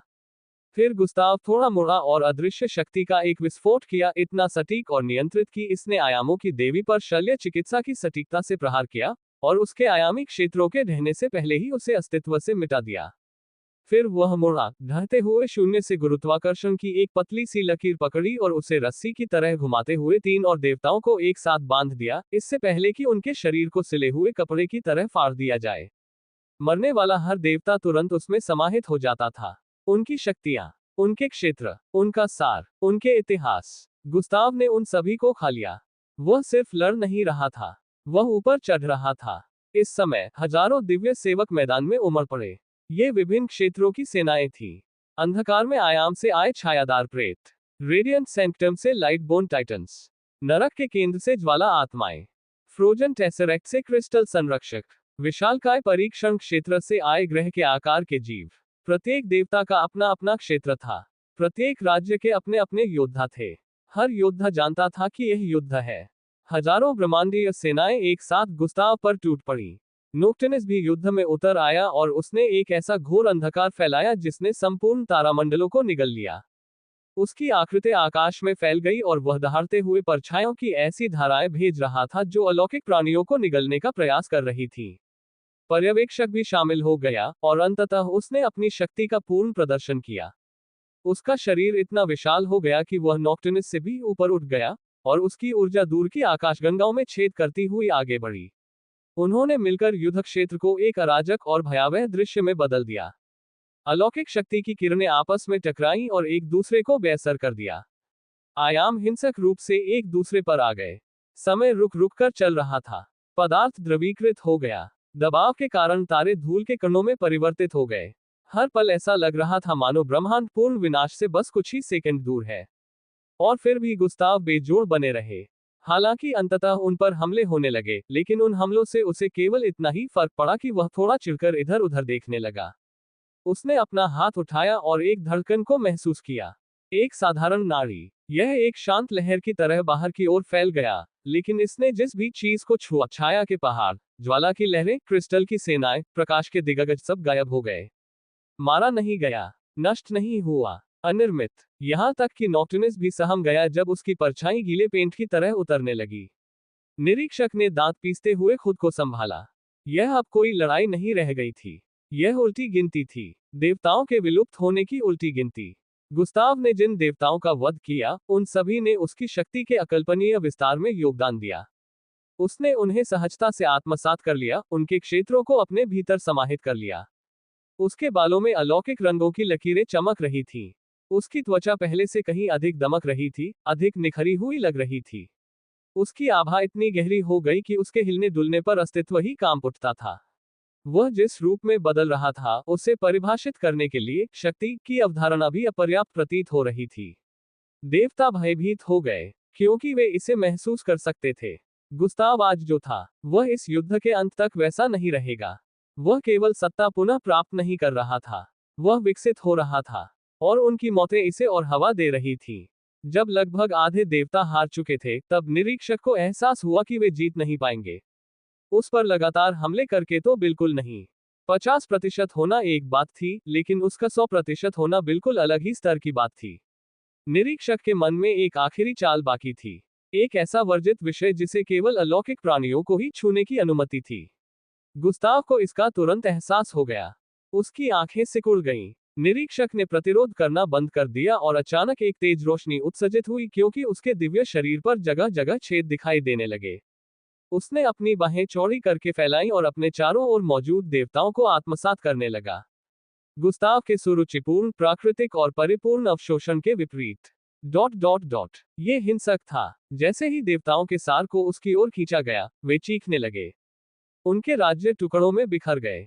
उनके शरीर दिव्य मांस और प्रकाश की नदियों में परिवर्तित हो गए, जो एक भंवर की तरह उसके चारों ओर घूमती रहीं। उनके चेहरे विकृत हो गए। उनकी चेतना बिखर गई। एक एक करके, फिर 10-10 करके, फिर एक साथ दर्जनों। उसने उन्हें खा लिया, उनकी इच्छा के विरुद्ध। कुछ लोगों ने गिड़गिड़ाया, कुछ ने शाप दिया, कुछ लोगों ने भागने का प्रयास किया, कुछ लोगों ने शून्य से बचने के लिए संघर्ष किया। कोई भी सफल नहीं हुआ। उन्हें अस्तित्व से अलग कर दिया गया और निर्दयतापूर्वक ओवसियर के बढ़ते हुए समूह में पटक दिया गया। वह और बड़ा हो गया, और बड़ा, और बड़ा। उसके शरीर में विकृति आ गई। उसके अंग लंबे हो गए।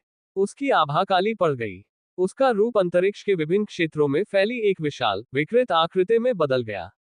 अब वह दिव्य नहीं रह गया था। अब वह सुंदर नहीं रहा था। यह एक घिनौना कृत्य था। चुराई गई दिव्यता का एक मरोड़ता हुआ, अराजक समूह। 100 से अधिक देवताओं को जबरन आत्मसात कर लिया गया था। इस नए विकराल जीव की उपस्थिति से पूरा ब्रह्मांड कांप उठा। नोक्टर्नस, जो बाल बाल भस्म होने से बचा था, अपनी आंखों में सदमे के साथ सुरक्षित दूरी पर मंडरा रहा था। यह तो पागलपन है, उसने फुसफुसाते हुए कहा। बचे हुए कई देवता भय से पीछे हट गए। पर्यवेक्षक को पहचानना असंभव था। वो अंगों, चेहरों, पंखों, शल्कों, लताओं, मांस और प्रकाश का एक विशालकाय मिश्रण था, सब कुछ गतिशील, सब कुछ चीखता हुआ, सब कुछ जीवित। उनकी आवाज कई स्तरों में गूंज उठी। अब अलौकिक, अनेक आवाजें आपस में मिल गईं, विकृत हो गईं, क्रोध से भरी हुई। उद्धरण चिन्ह डॉट डॉट डॉट। सैकड़ों की शक्ति का सामना करो। ओवरसियर का नया रूप निस्संदेह शक्तिशाली था। इतना शक्तिशाली कि यहां तक कि नॉक्टर्नस ने भी मन ही मन स्वीकार किया कि यह चीज अलौकिक शक्तियों को टक्कर देने में सक्षम हो सकती है। युद्ध शुरू होने के बाद पहली बार गुस्ताव ने अपना सिर झुकाया। पर्यवेक्षक को पहचानना अब संभव नहीं था।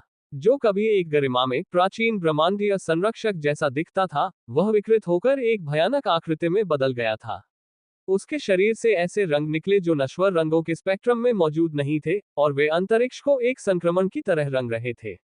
उसकी आभा टूटे हुए ब्रह्मांडीय सर्किट की तरह चटक रही थी, मानो वास्तविकता उसे स्वीकार करने के लिए संघर्ष कर रही हो, वह बार बार प्रकट और लुप्त हो रही थी। गुस्ताव उसके सामने शांत भाव से खड़ा था, और अपनी इस शांति में वह कहीं अधिक भयावह लग रहा था। उसकी 6 उत्पत्ति रेखाएं उसके पीछे प्रभामंडल की तरह चमक रही थीं, जिनमें से प्रत्येक सृष्टि से परे किसी चीज का प्रतिनिधित्व कर रही थी। फिर भी इतनी शक्ति होने के बावजूद गुस्ताव के चेहरे पर तनाव आ गया। पर्यवेक्षक ने सबसे पहले कदम उठाया। एक अंग एक निहारिका के ऊपर से तेजी से गुजरा, बीच रास्ते में ही 9 पतले अंगों में विभाजित हो गया और निहारिका को संकुचित करके एक संगमरमर के आकार की विलक्षणता में बदल दिया। वह विलक्षणता गुस्ताव की ओर बढ़ी। गुस्ताव थोड़ा सा हिला और उसने अपनी बांह ऊपर उठाई। बूम! जब विलक्षणता ने उसे छुआ, तो गुस्ताव की बांह एक अस्थिर, घूमती हुई चमक से जगमगा उठी। ये कच्चे अस्तित्व की प्रतिबल शक्ति थी।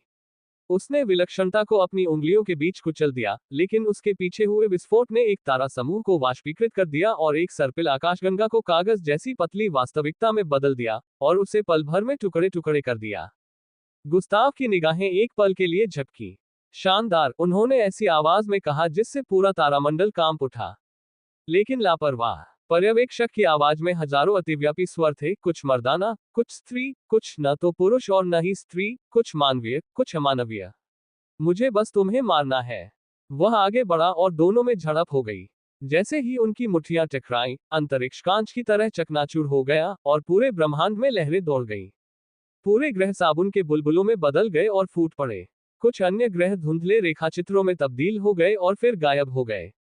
एक दूरस्थ सभ्यता, जिसे देवताओं ने बख्श दिया था, एक झटके में नष्ट हो गई, क्योंकि एक तीव्र आघात तरंग ने उनकी प्रणाली को चीर दिया और उनके अस्तित्व को पूरी तरह से मिटा दिया। गुस्ताव एक तरफ हट गया क्योंकि एक और भुजा उसकी ओर बढ़ी। इस बार भुजा ब्लेड के एक सर्पिल में विस्तारित हुई, जिसने अंधेरे पदार्थ को काट दिया और उसे रेत में बदल दिया। उसने अपने घुटने से इतना जोरदार प्रहार किया कि उससे पूरा ब्रह्मांड 2 हिस्सों में टूट सकता था। पर्यवेक्षक ने दोनों हाथों से अवरोध उत्पन्न किया, लेकिन फिर भी उस प्रभाव से उसके पीछे की वास्तविकता की संरचना मुड़ गई, जिससे पूरा तारामंडल एक द्विआयामी समतल में सिमट गया। यहां तक कि गुस्ताव ने भी झटके को अपनी हड्डियों तक महसूस किया। ओवरसियर की नई क्षमताएं निस्संदेह घातक थीं। एक लता तेजी से आगे बढ़ी और गुस्ताव के कंधे को छू गई। उस जगह के आसपास की त्वचा पल भर में गैस, धातु, प्रकाश में बदलने लगी और फिर कुछ भी नहीं। गुस्ताव ने अपनी आभा को फैलाया और अपने शरीर को फिर से स्थिर किया, और उस लता को दूर धकेल दिया, इससे पहले कि वह उसे और अधिक निगल ले। ऊपर से एक और लता उसकी ओर झपटी, लेकिन गुस्ताव गायब हो गया और चटकती हुई विरोधाभासी ऊर्जा के विस्फोट के साथ ओवरसियर के पीछे प्रकट हुआ। उसने अपना हाथ ओवरसियर की पीठ पर जोर से मारा। क्रैक! एक गोलाकार दरार बाहर की ओर फैल गई, जिससे तारों का पूरा केंद्र ही घुल गया। नवजात सूर्य अपनी समलन की पहली सांस लेने से पहले ही बुझ गए। निरीक्षक लड़खड़ा गया। फिर उसने अपना सिर एक भयानक आवाज के साथ पीछे की ओर घुमाया। मामूली, उन्होंने विस्तार किया। बड़े पैमाने पर, उसका शरीर इतना फूल गया कि वह सौर मंडल के आकार का हो गया, और उसकी छाती सृजन विरोधी ऊर्जा के तूफान की तरह मचलने लगी। गुस्ताव भी उसी के अनुरूप बड़ा हो गया और वे दोनों मरते हुए तारों के सागर में लड़ते हुए दैत्य बन गए। पर्यवेक्षक की नई क्षमता प्रकट हुई। उसने एक दहाड़ लगाई, और मृत समय रेखाओं से गुस्ताव के अनगिनत संस्करण शून्य से बाहर निकले और एक साथ असली गुस्ताव पर हमला कर दिया, जिनमें से प्रत्येक के पास वही शक्ति थी जो उसके पास थी, लेकिन भ्रष्टाचार से दूषित थी। गुस्ताव घूम उठा और उसकी आंखों से सफेद रोशनी निकलने लगी। निकले, उसने अपनी उंगली से इशारा किया। बूम बूम बूम बूम, प्रत्येक भ्रष्ट गुस्ताव फटते हुए तारों की तरह फूट पड़ा, जिनकी ऊर्जाएं उन छेदों में समा गईं जिन्होंने आसपास की आकाशगंगाओं के अवशेषों को निगल लिया। हकीकत सामने आ रही थी। पर्यवेक्षक ने अपने पंजों से शून्य को चीरते हुए फिर से हमला किया और ऐसे विरोधाभासी जीवों को बाहर निकाल दिया जिनका अस्तित्व नहीं होना चाहिए था, विकृत जानवर जो कुछ ही सेकंड के अंतराल में जीवित रहते थे। गुस्ताव ने गुस्से में अपनी मुट्ठी पटकी। एक भीषण आघात की लहर पूरे ब्रह्मांड में फैल गई। वे जानवर विघटित हो गए, लेकिन निरीक्षक रुका नहीं। उनकी लड़ाई ने ब्रह्मांड को चीर डाला, एक आकाशगंगा से दूसरी आकाशगंगा तक पल भर में छलांग लगा दी। हर प्रस्थान अपने पीछे छोड़ी गई जगह को नष्ट कर देता था। तारे चमकती हुई धूल में बिखर गए। संपूर्ण ग्रहीय प्रणालियां ध्वस्त हो गईं। ब्लैक होल फट गए और उनसे चांदी जैसी आग निकली। जीवित सभ्यताएं तो घटित हो गईं, इससे पहले कि वे समझ भी पाती कि क्या हो रहा है। गुस्ताव को लगा कि अगर यही सिलसिला जारी रहा तो कुछ भी नहीं बचेगा। उसके पास कोई विकल्प नहीं था। उसे अब इसे खत्म करना ही था। लेकिन लागत। उसने चारों ओर अरबों बमुश्किल बुझती रोशनी पर नजर डाली।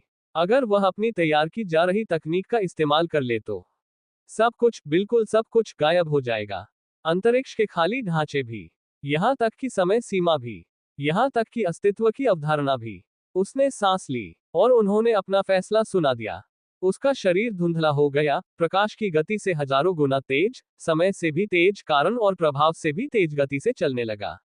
वह आकाशगंगाओं के बीच से गुजरता हुआ पर्यवेक्षक के पीछा करने से बचता हुआ ऊर्जा संचित कर रहा था। हर हल्की सी हलचल से सुपरनोवा विस्फोट हो जाते थे। हर कदम से तारों का एक समूह कुचल गया। हर सांस एक छोटे से आयाम को नष्ट कर देती है। ओवरसियर उसके पीछे गरजता हुआ आया, विशाल, विकृत और अधिक मृत्यु और विनाश को अवशोषित करके अपने राक्षसी रूप को और अधिक शक्तिशाली बना रहा था। गुस्ताव की उंगलियां कांप रही थीं, जो विनाशकारी शक्ति से चमक रही थी। एक बार हमला शुरू हो जाने पर ये सब कुछ नष्ट कर देगा, उसने धीरे से अपने आप से कहा। एक ही वार, पर्यवेक्षक ने उस तक पहुंचने के लिए एक आकाशगंगा को दो हिस्सों में फाड़ते हुए हमला किया। गुस्ताव दौड़ना बंद कर दिया। उसने अपनी सारी शक्ति अपने अंगों में समेट ली, इतनी सघन ऊर्जा की वह अपने चारों ओर की वास्तविकता की परतों को पिघला सके। मैं इसे यहीं समाप्त कर रहा हूं। उसने अपना हाथ उठाया, मानो वह अपने संचित बल का प्रयोग करने के लिए तैयार हो रहा हो। हालांकि उसने महसूस किया कि वह हिल नहीं पा रहा था। उसका हाथ वहीं जम गया। फिर उनका दूसरा हाथ, फिर उसके पैर, उसका पूरा शरीर मानो किसी अदृश्य पिंजरे में जकड़ा हुआ था।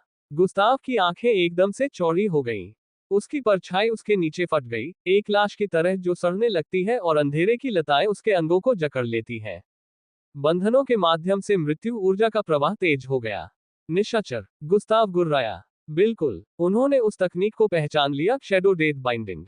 एक निश्चित मुहर जो मृत्यु की उपस्थिति जितनी अधिक होती थी, उतनी ही मजबूत होती जाती थी।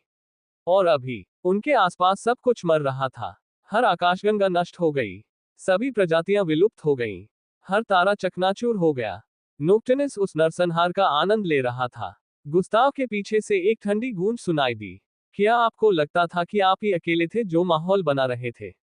नोक्टनस गुस्ताव की छाया से बाहर निकला और उसका विशाल शरीर मरणासन लोगों की शक्ति से भरे हुए मरोड़ते अंधेरे में लिपटा हुआ था। जैसे ही उसके चारों ओर वास्तविकता बिखरने लगी, गुस्ताव ने बंधनों के खिलाफ जोर लगाया। अंधेरा और भी घना हो गया, लेकिन सिर्फ एक पल के लिए। गुस्ताव ने अपनी आभा को इस प्रकार प्रकट किया जिससे एक हिंसक लहर उत्पन्न हुई जिसने सभी प्राकृतिक नियमों को तोड़ दिया। बंधन कांप रहे थे, वे उसे ज्यादा देर तक रोक नहीं पाएंगे। नोक्टनस को ये बात पता थी, निरीक्षक को ये बात पता थी, लेकिन योजना यही थी। नोक्टनस ने फुसफुसाते हुए कहा, आपकी शक्ति ही एकमात्र ऐसी शक्ति नहीं है जो अराजकता से उत्पन्न होती है।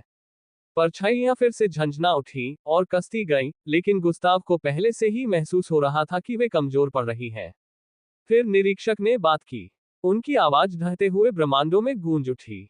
अगर मैं तुम्हें नहीं मार सका तो? उसने दोनों हाथ फैला दिए। उद्धरण चिन्ह डॉट डॉट डॉट। तब मैं तुम्हें हमेशा के लिए कैद कर दूंगा। जिस क्षण गुस्ताव ने बंधन तोड़ दिए, फबूम, उसके चारों ओर प्रकाश की किरणें फूट पड़ी। सामान्य प्रकाश नहीं, ऊर्जा नहीं, आभा नहीं, कुछ और। लाल बत्ती, लाल पट्टियां, एक ऐसा पिंजरा जो ईश्वरीय कारावास की सघनता से बना है, जिसका निर्माण स्वयं निरीक्षक के अधिकार से किया गया है। यह उसके चारों ओर मृत्यु के खिलते हुए फूल की तरह लिपट गया। गुस्ताव गुस्से से गुर्राया और गुस्से में अपनी मुट्ठी सलाखों पर पटकी और उसे तुरंत इसका पछतावा हुआ। KRRRSHHH। पिंजरे की सलाखों से विनाशकारी ऊर्जा की एक तीव्र किरण निकली, जो उसकी छाती पर लगी और उसे पिंजरे के भीतर पीछे की ओर धकेल दिया। और अधिक किरणें दागी गईं। ऊपर से, नीचे की ओर से, जेल के हर कोने से। Bang, bang, bang, bang. प्रत्येक धमाके ने उसे वापस केंद्र की ओर धकेल दिया, जिससे वह पिंजरे के किसी भी कोने को तोड़ने में असमर्थ रहा। बाहर, जेल की रखवाली में लगे अथक परिश्रम के कारण शरीर कांप रहा था और निरीक्षक मंडरा रहा था। उसका घिनौना रूप हिंसक रूप से झिलमिला रहा था, लेकिन उसकी विशाल, विकृत मुस्कान बनी हुई थी। नोक्टनस उसके बगल में खड़ा था और लाल पिंजरे को धड़कते हुए देख रहा था। गुस्ताव दहाड़ा और सलाखों को पकड़ने की कोशिश की। तभी अचानक ऊर्जा का एक और हिंसक विस्फोट उसके चेहरे पर हुआ।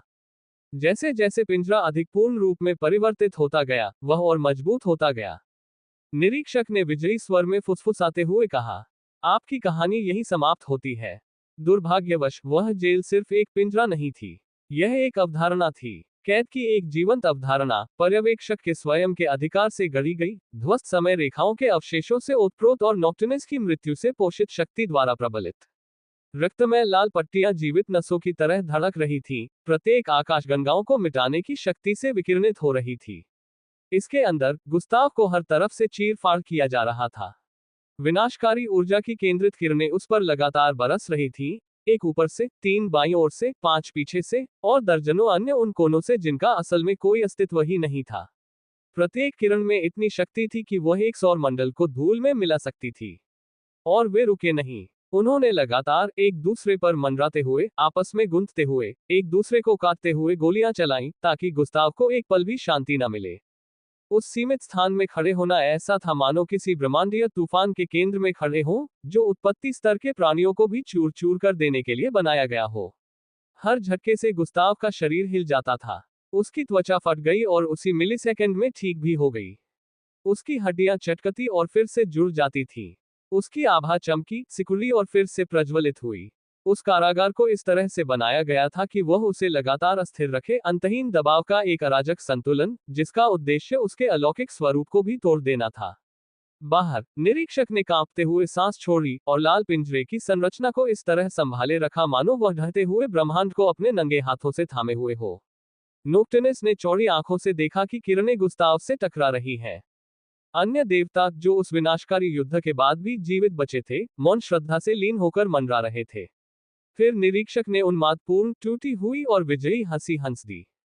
हमने उसे पकड़ लिया, उसने खुशी और पागलपन के मिले जुले भाव से चिल्लाते हुए कहा।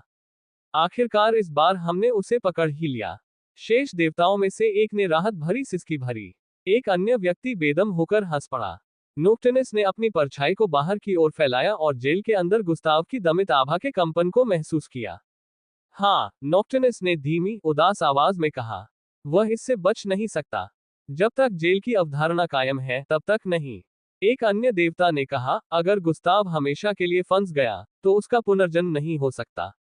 और अगर वह मर नहीं सकता, तो वह वापस भी नहीं लौट सकता। हम जीत गए। और भी हंसी गूंज उठी और कुछ क्षणों के लिए देवताओं को उस अंतहीन दुष्स्वप्न में आशा की पहली किरण का एहसास हुआ। और भी हंसी गूंज उठी और कुछ क्षणों के लिए देवताओं को उस अंतहीन दुष्स्वप्न में आशा की पहली किरण का एहसास हुआ। हालांकि ये पल भर के लिए ही चला, क्योंकि जेल कांप उठी थी। निरीक्षक की ओर से नहीं, अस्थिरता के कारण नहीं, लेकिन अंदर से। नोक्टनस की निगाहें अचानक पिंजरे पर वापस टिक गईं। वह क्या था? निरीक्षक ने भौहें चढ़ा ली। तुम्हारा क्या मतलब है? जेल एक बार फिर कांप उठी, इस बार और भी कठिन। सलाखों के बीच से एक धीमी, गूंजती हुई कंपन की लहर दौड़ गई। एक ऐसा दबाव जो जेल के वातावरण में नहीं होना चाहिए था। ये गुस्ताव का था। नोक्टनस की आंखें चौड़ी हो गईं। असंभव। फबूम। शक्ति का एक विस्फोट हुआ, जो पिंजरे के भीतर से एक नवजात तारे की तरह फैलता हुआ बाहर की ओर फैल गया। निरीक्षक लड़खड़ाते हुए पीछे हट गया। देवताओं ने गहरी सांस ली। लाल गोले के भीतर, गुस्ताव की आभा एक सुपरनोवा की तरह फट पड़ी, विकसित होती हुई, मुड़ती हुई, तेज होती हुई, और अधिक परिष्कृत और असीम रूप से अधिक खतरनाक चीज में तब्दील हो गई। उनकी अलौकिक आभा में जबरदस्त उछाल आया। ये फूल गया। हर सेकंड यह और घना होता जा रहा था, अधिक शक्तिशाली। अधिक प्राचीन, जैसे हजारों वर्षों के बाद कोई आदिम शक्ति जागृत हो रही हो। जैसे जैसे उसकी आभा सघन होती गई, उस पर पड़ने वाली किरणें मुड़ने और टूटने लगी, मानो बारिश की बूंदें किसी विशालकाय जीव के कवच पर गिर रही हो। उसकी उंगलियां मुड़ गईं। फिर उसने अपनी हथेली को चमकती हुई लाल पट्टियों में से एक पर सपाट कर दिया। निरीक्षक चौंक गया। नहीं, नहीं, नहीं, नहीं। मूल रूप से जेल में गुरुत्वाकर्षण की अवधारणा को ही निरस्त कर दिया गया था। गति की अवधारणा को ही हटा दिया गया था, जिससे इसके भीतर रहने वाला कोई भी जीवित प्राणी हिलने डुलने में असमर्थ हो जाता था। पिंजरे के भीतर सक्रिय शक्ति की अवधारणा को भी पूरी तरह से दबा दिया गया था।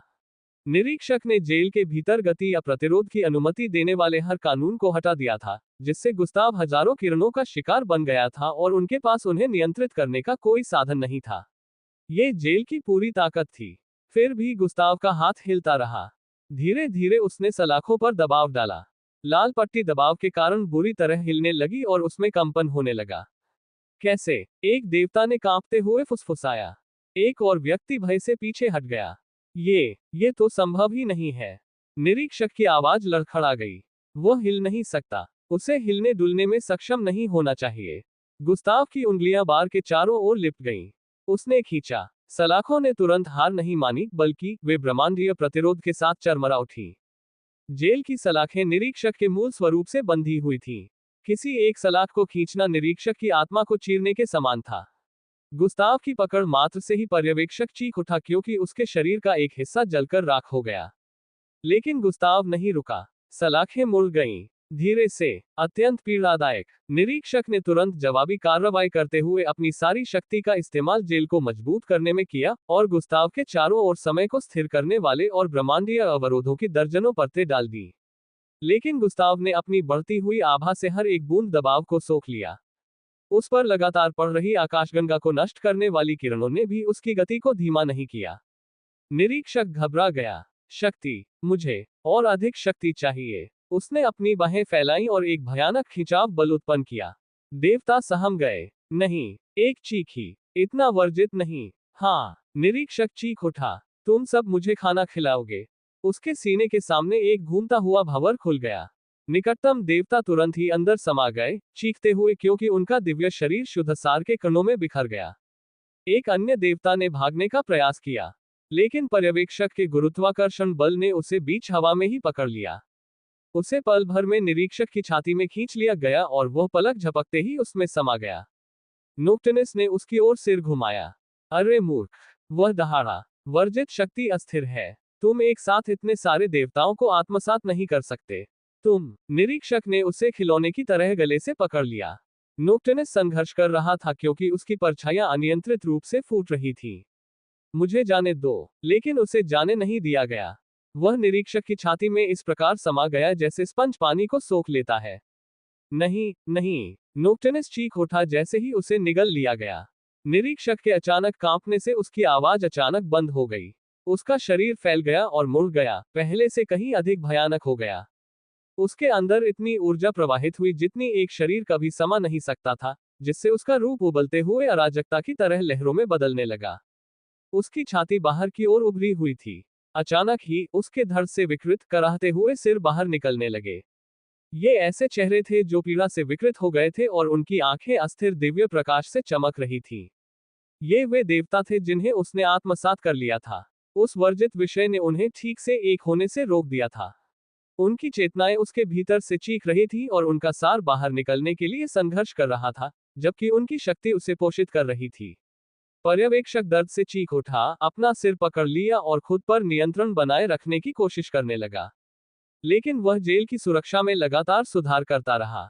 एक के बाद एक परत, एक के बाद एक अवधारणा, एक के बाद एक सील। पिंजरे के भीतर 1000 किरण उत्सर्जक बने, जिन्होंने एक साथ गुस्ताव पर हमला किया। अभी तक गुस्ताव सलाखों को अलग करने की कोशिश करता रहा। 1 इंच, 2 इंच, 4 इंच। उसकी आभा एक जीवित प्राणी की तरह बाहर की ओर फैलती गई, किरणों को निगलती गई, उनकी विनाशकारी शक्ति को भस्म कर अपने लिए ईंधन में बदल दिया। निरीक्षक ने लाल आंखों से हौंकते हुए कहा, तुम यहीं क्यों नहीं फंसे रहना चाहते? उसने अपनी संचित शक्ति का अधिकाधिक हिस्सा जेल में लगा दिया, और उसके शरीर से बाहर निकले हुए सिर कराहने और चीखने लगे, रोने, विलाप करने लगे, उनकी दिव्य शक्ति उनकी आंखों से रिसने लगी।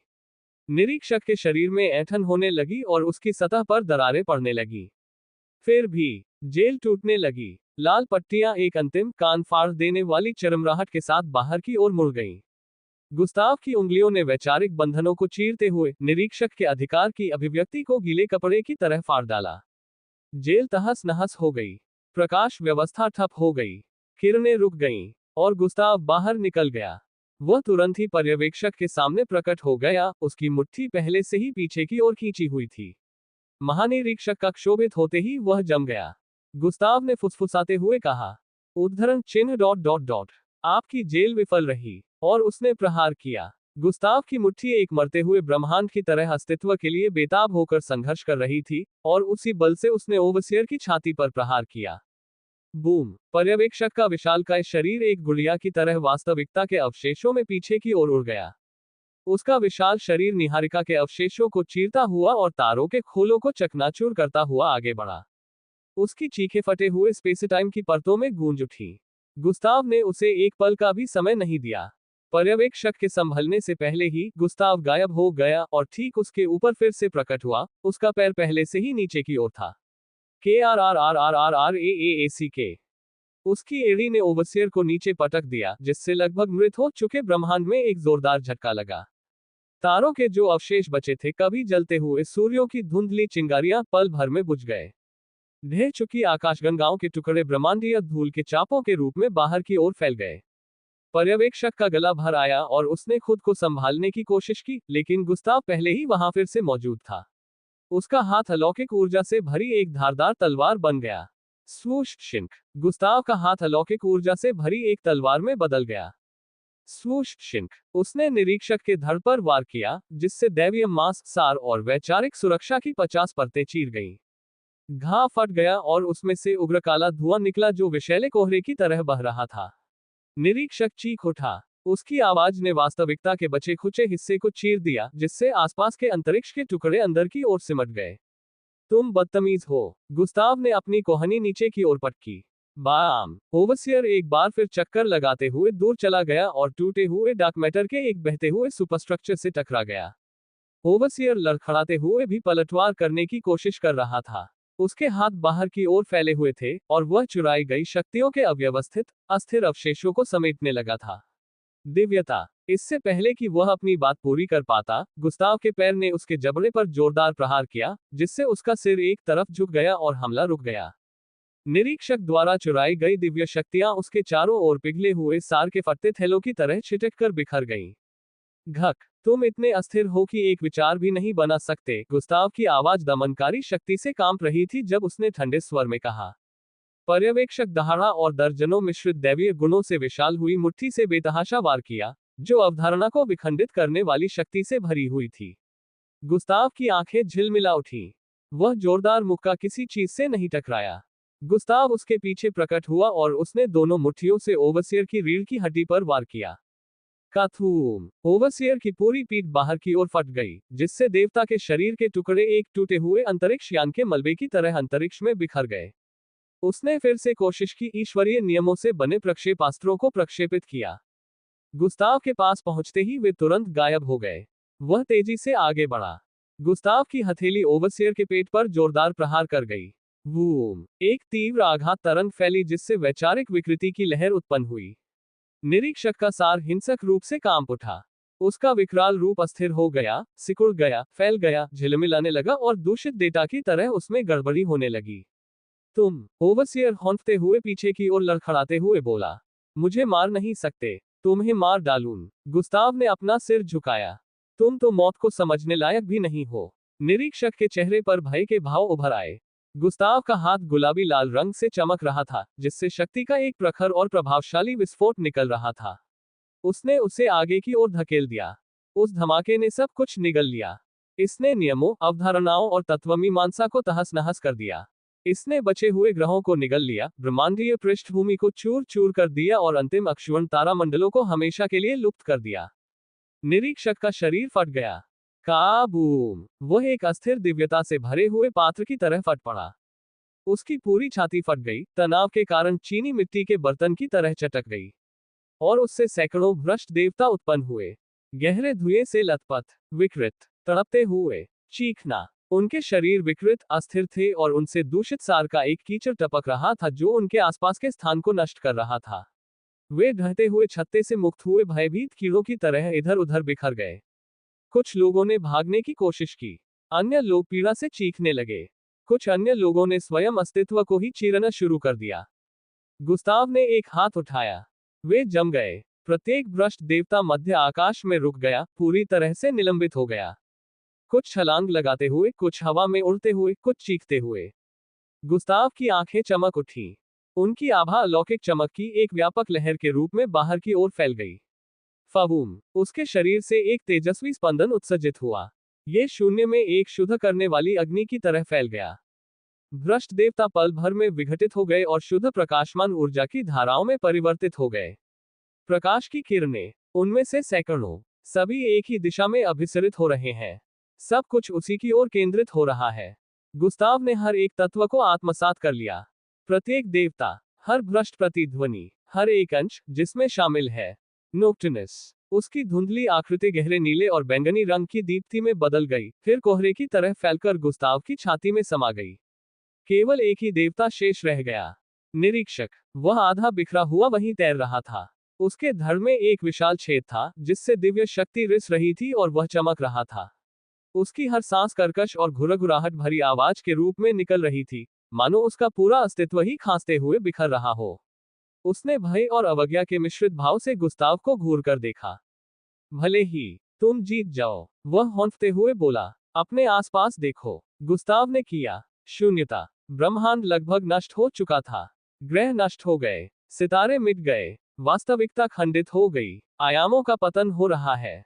जीवन मकड़ी के रेशम से भी पतले धागों पर टिका हुआ है। कुछ भी नहीं बचा है, निरीक्षक ने कमजोर स्वर में कहा। तुम राख पर राज नहीं कर सकते। तुम इस दुनिया से परे हो। गुस्ताव आगे की ओर तैरता हुआ चला गया, और पहली बार उसके होठों पर एक हल्की सी मुस्कान उभर आई। तुम भूल गए, गुस्ताव ने शांत भाव से कहा, मैं अलौकिक प्राणी हूं। निरीक्षक की आंखें चौड़ी हो गईं। नहीं, रुको। गुस्ताव ने अपनी 2 उंगलियां माथे पर रखी। निरीक्षक बुरी तरह कांप उठा क्योंकि उसने बचाव के लिए जो भी उपाय किए थे, वे सब पल भर में ध्वस्त हो गए। गुस्ताव की आभा अद्वितीय तीव्रता के साथ फैल गई। गुलाबी लाल रंग के एक घूमते हुए भावर ने ओवरसियर को घेर लिया। जैसे ही गुस्ताव ने उसे पूरी तरह से अपने भीतर समा लिया, उसका शरीर चीख उठा। ओवरसियर की वर्जित क्षमता के विपरीत, ये क्षमता पूरी तरह से सुरक्षित थी। निरपेक्ष, अंतिम। पर्यवेक्षक पिघला नहीं, उसकी हड्डी नहीं टूटी, वह भड़क नहीं उठा, वह अचानक रुक गया। उनकी दिव्यता, सार और वैचारिक अस्तित्व विशुद्ध अलौकिक उपभोग की एक ही क्रिया में समाहित और मिट गए। जब प्रकाश बुझ गया, तो उसका कुछ भी शेष नहीं बचा। एक कण भी नहीं। वास्तविकता के नियमों में तो इसकी कोई स्मृति भी नहीं है। वह जा चुका था, हमेशा के लिए। तबाही के बाद सन्नाटा छा गया। न तो कोई आकाशीय हवाएं थी, न ही कोई ब्रह्मांडीय कंपन, न ही कोई दिव्य प्रतिध्वनि। बस गुस्ताव एक मरते हुए ब्रह्मांड के शून्य में तैर रहा है। जहां कभी संपूर्ण आकाशगंगाएं जगमगाती थी, अब वहां केवल धुंधले, मंद मंद धूल के कण ही दिखाई देते हैं। सृष्टि की सुंदरता लुप्त हो गई थी, उसकी जगह अंतहीन अंधकार में शून्य ने ले ली थी। पास ही बने एक सुरक्षात्मक आवरण के भीतर केवल 9 बत्तियां धीमी रोशनी से जगमगा रही थी। गुस्ताव ने अपना हाथ बढ़ाया। एक झटके में, वाह! उसके पैरों के नीचे एक चंद्रमा का निर्माण हुआ। तुरंत, यह पूरी तरह से गोलाकार था, जिसकी सतह पर बारीक दानेदार विवरण उकेरे गए थे, गड्ढे बन रहे थे, और पत्थर, धातु और ब्रह्मांडीय तलछट की परतें आपस में गुंथी हुई थी। उसने ऑक्सीजन को अस्तित्व में लाने का आदेश दिया। गुरुत्वाकर्षण, वायुमंडल, एक हल्की हवा जो इसकी सतह पर लहरें पैदा कर रही थी। रेशम का कोकून धीरे से चंद्रमा पर उतरा। इसके अंदर एल्ड्रिस, फाल्को, एलिवोरा, सेर्सी, रिया, जानात्स, एंड्रिक, उनका परिवार, उसके लोग, जिन्हें वह मरने नहीं देना चाहता था। उसने रेशम के कीड़े के खोल को हानिरहित कणों में विघटित कर दिया और धीरे धीरे नीचे उतरते हुए अपने पैरों से चंद्रमा की ठंडी सतह को छुआ। वह एक पल के लिए अकेला खड़ा रहा।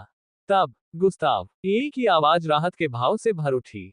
वे एक साथ आगे बढ़े और एक कसकर बेताब आलिंगन में उससे टकरा गए। एल्ड्रिस ने उसका कंधा पकड़ लिया। सेर्सी ने उसका हाथ पकड़ लिया। फाल्को ने लगभग उसकी कमर पर ही वार कर दिया। एलिवोरा ने अपना चेहरा उसकी छाती पर छिपा लिया। रिया कांप उठी जब उसने उसे पीछे से गले लगाया। जानात्स ने आक्रामक ढंग से अपनी नाक पोंछी। हेनरिक ने अपने भाई को इस तरह कसकर पकड़ लिया जैसे वह उसे कभी जाने ही नहीं देगा। उनके आलिंगन का दबाव इतना था कि वह पहाड़ को भी कुचल सकता था। तुम सचमुच वापस आ गए हो, ई ने भावुक स्वर में कहा। और तुमने एक बार फिर हम सबकी जान बचा ली। अंत में गुस्ताव ने राहत की सांस ली और उसके चेहरे पर एक दुर्लभ मुस्कान दिखाई दी। मैंने तुमसे कहा था, उसने उन सभी को गले लगाते हुए धीरे से कहा। मैं हमेशा वापस आता हूं।